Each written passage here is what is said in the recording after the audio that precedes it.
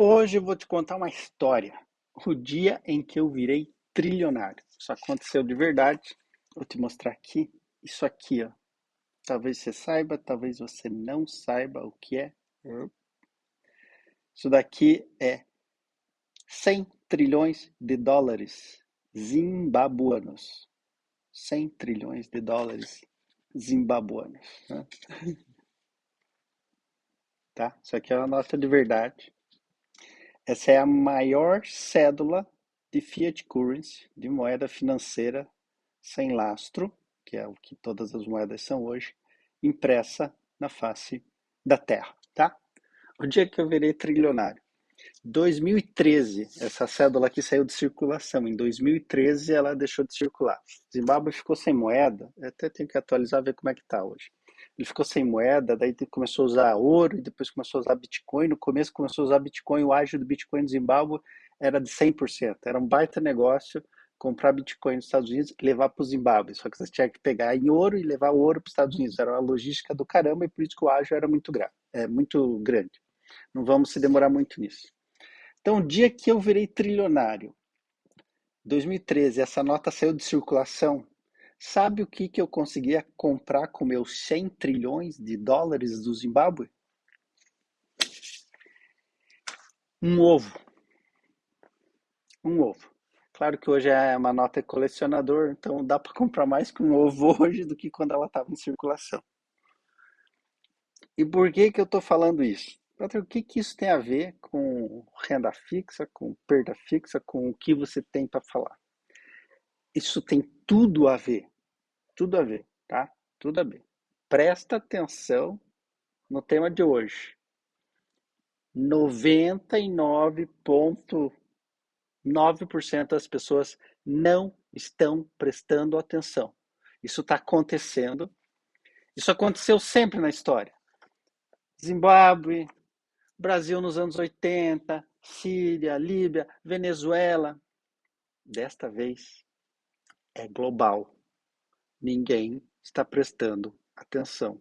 Ninguém está prestando atenção, tá?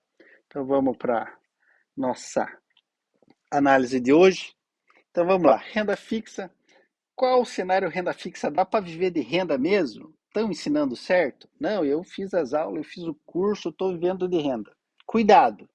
Vamos ver se você está vivendo de renda ou você está com perda fixa. Ou você tem uma renda fixa ou você tem uma perda fixa. Você está vivendo de perda em vez de renda. Vamos lá. Para você entender se você está vivendo de renda, você tem que entender dinheiro. O dinheiro não é feito para você entender, o dinheiro é feito para ser complexo. Primeira regra para você se dar bem especulando finança, juros e, e títulos, ações, treasuries, título tesouro, CDBs, LCAs, você precisa entender como o dinheiro funciona, senão você pode estar mais iludido, tá? Você pode estar muito iludido. Então você tem que entender como o dinheiro funciona, tá? E a coisa mais básica que você precisa entender do dinheiro é a base monetária. A base monetária é o tamanho das moedas que circulam, tá? Tem algumas características mais complexas, mas vamos ficar mais simples, tá? Para você entender. Você é um cara inteligente, você está aqui, você assiste nossos vídeos, você já é 1% da população, tá? E se você tem me acompanhado, você com certeza tem enriquecido muito seu entendimento financeiro, porque eu sempre trago, sempre que possível aqui, ideias macroeconômicas, tá? Então você tem que entender uma coisa. Base monetária. Brasil, março de 2020, a base monetária ampliada era de 5 trilhões 795 bilhões. Isso pré-Covid, certo? Pré-Covid. Pós-Covid, junho de 2025, a base monetária ampliada do real passou para 9 trilhões 894 bilhões. Está entendendo? 70%. Quase imprimiram o dobro de dinheiro. Tá? Esquece aquela coisa de Casa da Moeda. Eu já vi, tem gente, mas estou acompanhando aqui a Casa da Moeda, eles não imprimiram dinheiro. Esquece, imprimir dinheiro hoje é um dígito, não é imprimir dinheiro lá na Casa da Moeda, tá? O governo fabrica débito, é diferente. Não vamos se perder aqui para o vídeo não ficar muito longo, eu quero dar o recado rápido e você poder entrar em ação rápido, tá? Então, a inflação no Brasil de março de 2020 para junho de 2025 foi de 70%, tá bom? 70%. Então vamos lá. Histórico da Selic 2020 a 2025, março de 2020, tá? Aqui estão as taxas Selic definidas pelo Banco Central nas reuniões de março de cada ano. Você sabe que de tempo em tempo eles se reúnem, Copom, decidem qual vai ser a taxa, tá? Aqui são as taxas fixadas nessas datas. Então nós temos um acumulado de março de 2020 até março de 2025 de 33,86%. Então, se você colocou 100 mil reais lá em 2020, ele rendeu 33,86%. Hoje você vai ter 133.860, certo? Menos o imposto, tá? Então vamos fazer uma simulação rápida aqui. Você começou aí com 100 mil reais, você teve um valor final de 133.866,67, um ganho bruto de 33.867, menos a alíquota de 15% do imposto de vida, 5.080, 133 mil menos 5.080, 128.768 reais foi o que você ganhou, 28 líquido, né? 28,7%. Patrick, ganhei, aumentei meu capital. Será mesmo? Então agora vamos pegar. Você ganhou 28% menos os 70% de inflação, os 128 mil virou 75.756. Não, Patrick, eu tenho 128 mil na conta. Na conta, mas o seu poder de compra foi diluído, tá? O seu poder de compra hoje, seus 100 mil investido em 2020, rendendo na Selic, menos o imposto que você sacou hoje, tem o poder de 75 mil reais em março de 2020, tá? Ou seja, ele aumenta seu número monetário, mas você perde seu poder de compra, tá? Isso é a inflação. Tá? Aí você está falando, não, Patrick, não é essa a inflação, não, é 70%. Não, que é isso, Patrick? Eu estou vendo lá o IPCA, não dá 70%. Você está louco, de onde você tirou esse número? Meu amigo, presta atenção nisso. Eu acho que você já entendeu, você é esperto. Mas se você não entendeu, vamos clarear as coisas. IPCA não é inflação. IPCA é Índice Nacional de Preços ao Consumidor. Tá? É o Índice Nacional de Preços ao Consumidor. Tá? Não é inflação. É o efeito colateral da inflação. Então, eles aumentam a base monetária, imprimem dinheiro, mete liquidez no mercado.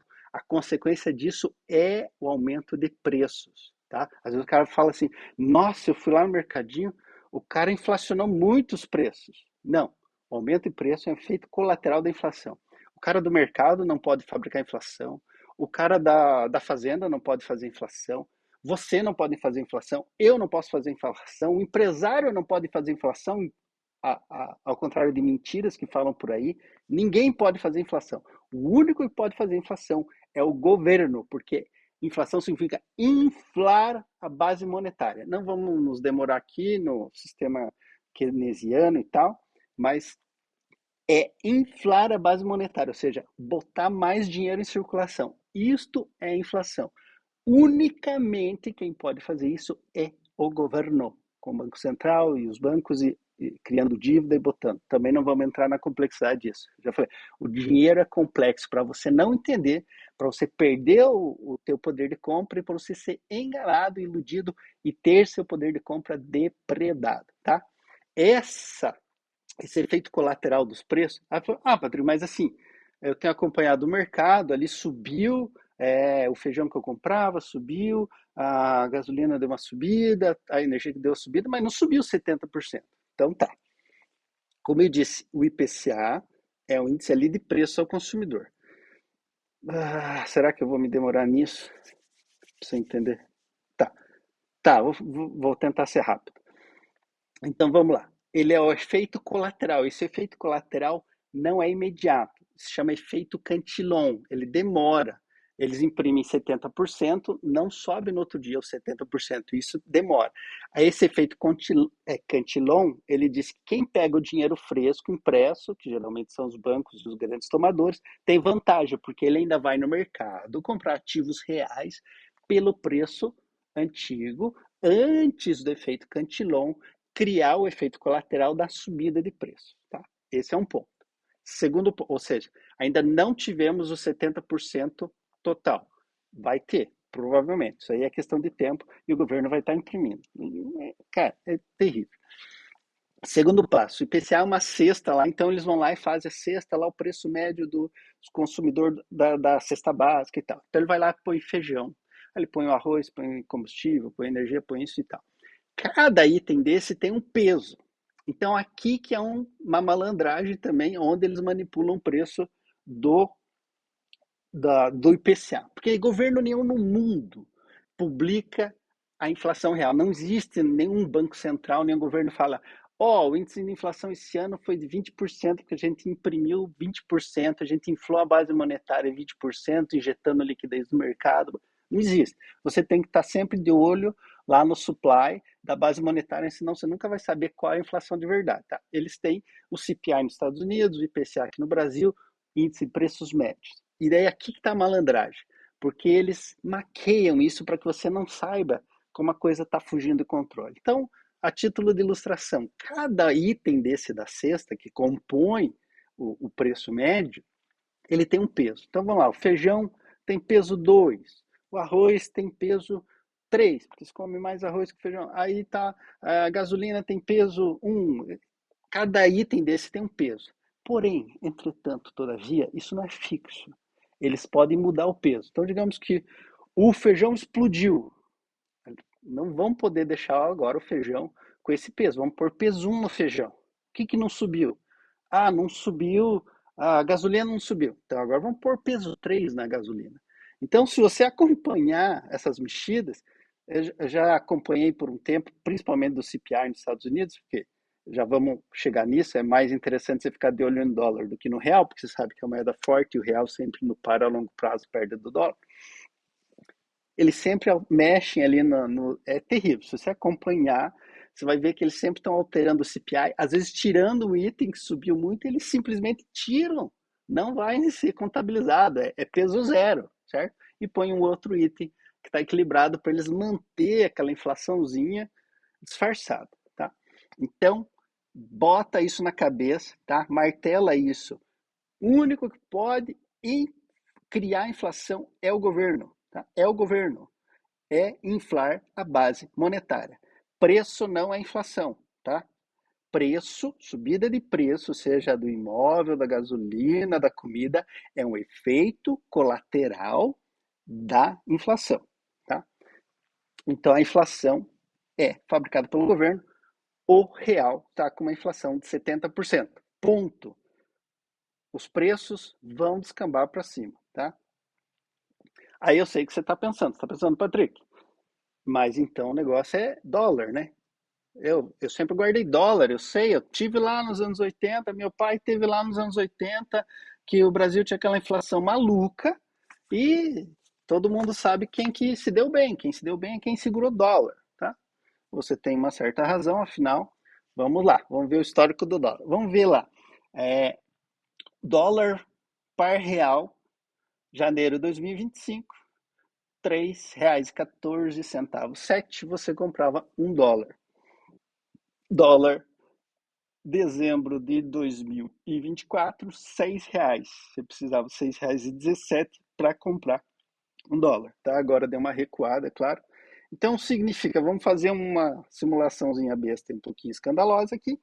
Então, janeiro de 2018, se você pegasse o teu R$ 100.000 e comprasse em dólar, você teria $31.847. E se em janeiro de 2018 você investisse os seus R$ 100.000 na Selic, hoje você teria R$ 167.000. R$ 167.000 hoje dá para comprar US$ 27.000. Então, batata, né? Quem comprou dólar lá atrás tem mais dinheiro hoje, poder de compra, do que quem tem real investido na Selic. E nem vamos entrar no mérito aqui do imposto, né? Ninguém está pagando imposto aqui.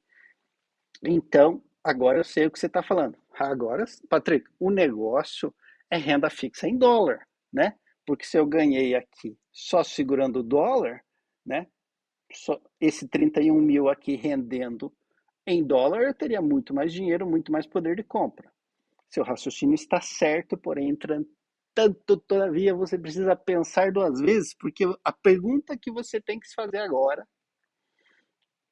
a pergunta que você tem que se fazer agora, lembra que eu falei? A inflação explodia no Zimbábue, a Venezuela destruía a moeda deles, a Turquia, a Síria, sempre algum país estava cagando a moeda deles e destruindo com a inflação, sempre o dólar salvando, sempre o dólar fazendo, tá? Agora, meu amigo, vamos lá. A pergunta que você tem que fazer é: e como está a inflação no dólar? Se o real está 70%, o dólar deve estar o quê? Uns 50, né? Uns 20, porque senão a coisa tinha descambado. Então vamos lá. Base monetária do dólar M1, fevereiro de 2020. Base monetária do dólar, 4 trilhões. Base monetária do dólar, abril de 2022. Abril de 2022, 20 trilhões. 5 vezes. Em 2 anos eles imprimiram mais dinheiro que nos últimos 70 anos. Meu amigo, não tem precedentes. Não tem precedentes para isso, tá? Então, vamos lá. Vamos para frente. Hoje está em 472, tá? Não vamos se demorar muito, senão vai ficar muito longo. Então, o que acontece é o seguinte: 31 mil dólares você comprou lá em fevereiro de 2020 e você investiu no Treasury, hoje você teria 36.850, tá? Agora, 36 mil dólares, 850, menos a inflação de 472, 5.350 dólares. Quer dizer que o seu 36.850 dólares hoje tem o poder de compra de 5.350 dólares em 2020. Você está entendendo? Isso é a destruição do dinheiro. Quer dizer que se hoje os Estados Unidos parar de imprimir dólar, nunca mais imprimir dólar daqui para frente, nos próximos anos, e você investir a 5% ao ano, que é o topo de mercado de especulação de treasury ou de bonds ou do renda fixa, digamos assim, em dólar, quer dizer que seu dinheiro vai retomar o poder de compra que tinha em 2050. Você está entendendo isso? 2050. É isso é inflação. O dólar foi destruído. E o que você acha que seu real vale? E eu sei o que você está pensando agora, você está falando, e as ações? E se eu investir em ações? E você está certo. E esse motivo do dinheiro ter sido destruído do jeito que foi é um dos grandes motivos para que o mercado esteja tão esticado, porque o smart money olha e fala, não vale a pena segurar dólar, eu preciso comprar coisas que vão valer. Então vamos comprar as blue chip, as empresas que vão estar aí, as Nvidias da vida, as Metas, as Tesla, e todo mundo vai estocando ação para ganhar dinheiro, para proteger o dinheiro, porque a moeda está destruída. Mas daí temos o gráfico que foi polemicíssimo e depois jogaram embaixo do tapete, que a JP Morgan publicou, que é o PE ratio, certo? Então, o que é esse gráfico? É o retorno que as ações dão em cima do lucro da empresa, tá? E é o mais alto PE ratio, ou seja, o retorno mais baixo ever de toda a história da SP500, tá? Então, você tem um PE ratio de 22,8 e um dividendo de 1,5. Traduzindo isso para miúdos, o PE ratio é a projeção de lucro atual da empresa para os próximos anos. Então, digamos que a empresa está dando lá 10% de lucro então, ao ano, então quer dizer que esse é o tempo que ela vai dividir para ter o retorno. Ou seja, o PE ratio hoje, pelo lucro projetado médio das empresas da SP500, leva 22,8 anos para o capital que investiu hoje na empresa ou na ação, a empresa repagar isso, tá? E o yield ali, que está em 1,5%, é o dividendo projetado para distribuir para os investidores. Ou seja, o dinheiro que você comprar numa ação hoje, da SP500, a média, há variações para cima e para baixo, quer dizer que você levaria 67 anos para esse dinheiro voltar para você. Com a inflação do jeito que está, meu amigo, meu amigo, não tem como você bater a impressora, tá?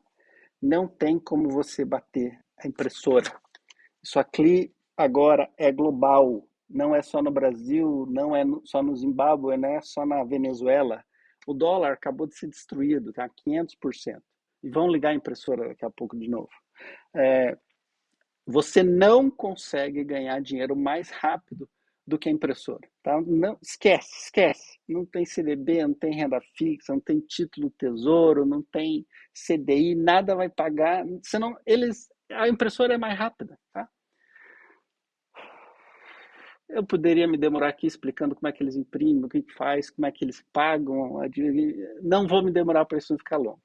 O recado é o seguinte: se você não está fazendo algo para dobrar o seu capital, o seu capitalzinho que você protegeu, que você guardou, que você acumulou com muito suor, se você não está fazendo nada para dobrar seu capital a cada 3 anos, 3 anos e meio, você está perdendo dinheiro. A impressora está comendo seu poder de compra, tá? Você vai aumentar em número, você vai aumentar em número, você vai ficar milionário e o seu poder de compra